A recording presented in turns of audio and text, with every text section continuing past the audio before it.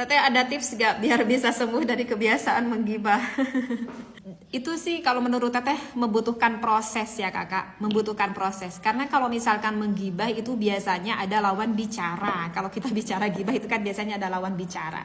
Yang kita harus perbaiki itu adalah cara kita berkumpul dengan orang-orang tersebutnya. Itu prosesnya mungkin kakak ya.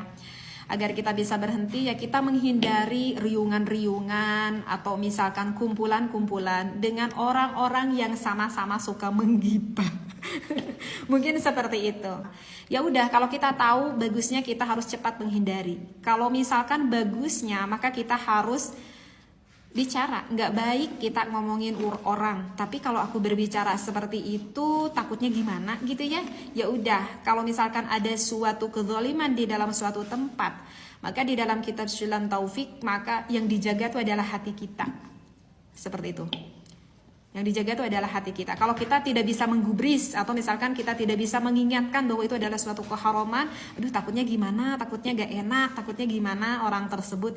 Ya oke, gak apa-apa, kita ini aja diam aja dan sampai kita itu ingat sama Allah, ya Allah ini kemungkaran, ya Allah ini dosa, seperti itu. Dan bagusnya nanti kakak menghindar. Nah sesudah menghindar, nanti kakak udah tahu nih orang-orang ini, teman-teman aku ini adalah orang yang suka berkumpul dan suka menggibah. Nanti kalau bisa jangan berkumpul lagi dengan orang-orang seperti itu, maksudnya dihindari atau dikurangi.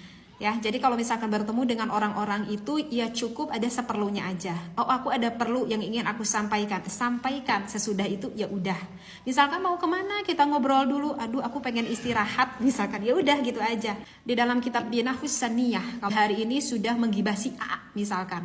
Kita membaca surat Al-Fatihah 1 kali, kita membaca surat Al-Ikhlas 1 kali, kita membaca surat Al-Falaq 1 kali, kita membaca surat An-Nas 1 kali.